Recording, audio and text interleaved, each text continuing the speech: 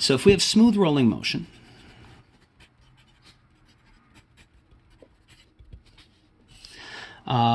something we talked about before is the relationship between the linear and the angular quantities. And I want to just quickly draw the pictures that we used to come up with that, because I think it's going to help us understand one of the issues that's going to come up as well.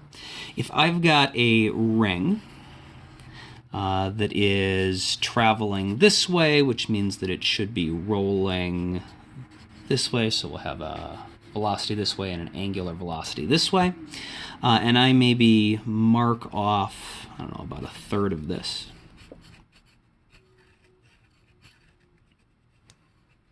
And we watch until this point lands on the ground. Well, when that happens, that's going to be about here. So our ring is now going to be here. And what we will find is the length of this darkened portion, the arc length, is going to be exactly the same as the amount that it rolled forward, because in smooth rolling motion, it never slides along the ground, and so every part of this has to make contact with the ground, and so we get the exact same length here and here. So that's our linear displacement versus our change in arc length, and those should be the same. The other quantity that we can talk about here is the change in angular position, which we can find by measuring this angle, and we would call that delta theta.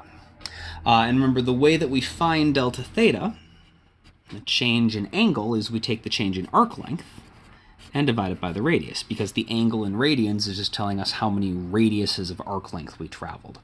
And since the change in arc length is the same as the change in position, the displacement, that means that our change in angular position, delta theta, has got to be equal to our change in regular position divided by our radius.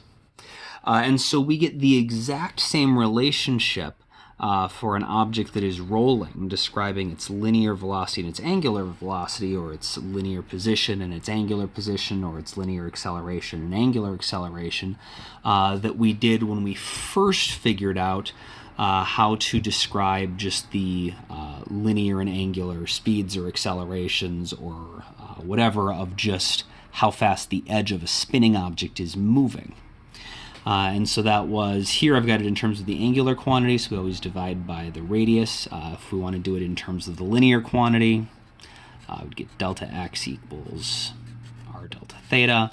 And since time is the same, whether we're looking in the linear direction or the angular direction, if we divide this side by time, we get linear velocity. If we divide this side by time, we get angular velocity.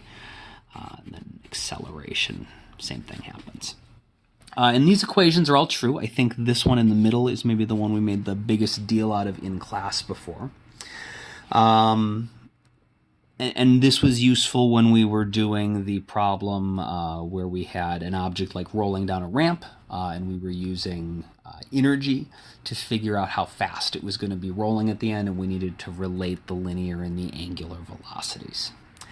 The problem is that these equations don't account for sign convention. For more complicated problems, we're going to need to pay attention to the signs everything is supposed to have.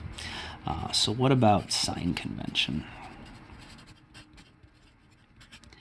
And we can see the issue over here. If my linear velocity is like this, I've got something moving to the right. Well, we usually call that positive in terms of linear stuff. But the angular velocity is clockwise, which we know is negative. And so my velocity and my angular velocity have to have opposite signs. And the same thing is going to be true for the linear and angular versions of displacement and acceleration. Which means if we want to have equations that are going to give us the right sign convention, so if we're paying attention to our signs, if we're using these as true vectors, we need to add a minus sign to one side of the equation, so that when we use the angular displacement with sign information, it'll give us the right sign on our displacement, or same thing with velocities and acceleration.